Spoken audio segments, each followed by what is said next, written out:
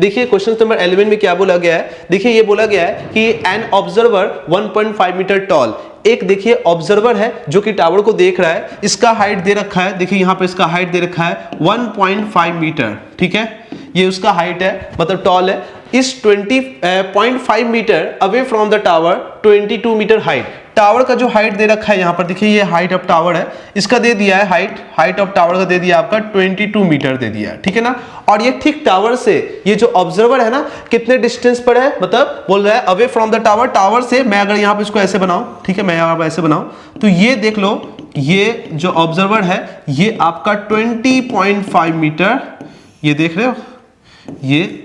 Away है, ठीक है ना, मतलब इससे दूर में खड़ा हुआ है, ठीक है। क्वेश्चन क्या बोल रहा है, determine the angle of elevation of the top of the tower from the I of the observer. देखो क्या बोला है, तो मतलब कि इस टावर के टॉप से, इस टावर के टॉप से, देखो यहां पर टावर का टॉप है, मैंने यहां पर मान लिया, इस टावर के टॉप से और उसके आई के साथ उसका एंगल ऑफ एलिवेशन कितना है, ठीक है ना। तो क्या बोला है, determine the angle of elevation of the top of the tower from the I of the observer. Observer का आई कहां है, देखो यहां पर आपका आई है ना, यहां से अगर हम देखेंगे तो यहां से देखो, अगर मैं यहां पर ध्यान से दिखाऊं तो यहां से मैं इसको अगर ड्रॉ करूं, यहां पर ऑब्जर्व करूं तो देखो ये हुआ एंगल ऑफ एलिवेशन, हुआ ना, देखो यही हुआ ना, ये हुआ आपका, ठीक है। तो ये जो एंगल आप देख रहे हो, ये जो बन रहा है आई से, यही है एंगल ऑफ एलिवेशंस, और ये एंगल ऑफ एलिवेशंस आपको क्या बोला है, पूछा है, determine the angle of elevations, तो हमने लिख लिया, मान लो इसका लेट कर लिया, थीटा है, सिंपल सा क्वेश्चन है, हार्ड नहीं है, ठीक है ना। तो चलिए अब क्वेश्चन को आगे लेकर चलते हैं। देखिए यहां पर हमने ही माना, देखिए ये टावर का हाइट नजर आ रहा है आपको ना, टावर का हाइट कितना दे रखा है आपको 20 मीटर, और ये जो हाइट है 1.5 मीटर, तो इससे मैंने क्या किया, इससे मैंने हॉरिजॉन्टल एक लाइन ड्रॉ किया, तो ये भी हाइट कितना होगा, ये भी हाइट होगा, मतलब यहां से लेकर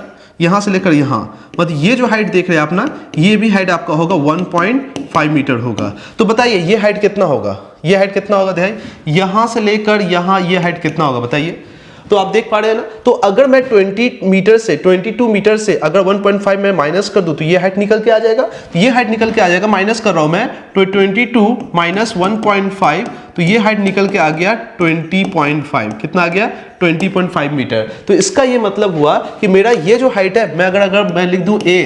और ये लिख दूं B और ये लिख दूं C, तो तुम एक बात बताओ, मेरा AB का लेंथ कितना हो गया, ठीक है, मैं यहां पर लिख दे रहा हूं, लेंथ ऑफ AB कितना निकल के आ गया बताओ, 20.5 मीटर आ गया, ठीक है। अब बताओ ये जो देख रहे हो ना, ये बताओ लेंथ कितना है, तो ये लेंथ तो सेम है, जो इतना लेंथ है 20.5, तो लेंथ ऑफ BC, मैं यहां पर लिख रहा हूं, यहां पर लेंथ ऑफ BC का भी लेंथ कितना है 20.5 मीटर है ना। तो अब आपको निकालना है एंगल ऑफ एलिवेशन, तो एंगल ऑफ एलिवेशन का फॉर्मूला देखो, ये एक ट्रायंगल बन रहा है, ट्रायंगल ABC, तो मैं लिख रहा हूं इन ट्रायंगल ABC में, आप ट्रायंगल ABC देखिए और वहां से ये फाइंड करिए, बताइए, ये देखिए ये परपेंडिकुलर है, ये आपका बेस है, तो परपेंडिकुलर बाय बेस क्या होता है, tan थीटा होता है, तो आप सिंपल सा लिखेंगे क्या, tan theta equals to, perpendicular कौन है बताइए, तो परपेंडिकुलर आपका AB है ना, AB, परपेंडिकुलर कौन है आपका AB, तो मैं यहां लिख रहा हूं AB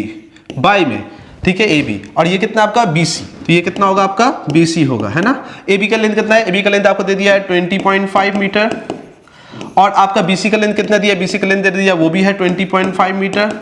तो सिंपल सा आपका tan थीटा यहां से निकल के आ गया, ये कट जाएगा, ये कितना आ जाएगा 1, तो tan थीटा यहां पर देखिए, tan theta equals to 1, tan 1 कब होता है 45 में, तो सिंपल सा बात है, यहां पर लिख सकते हैं,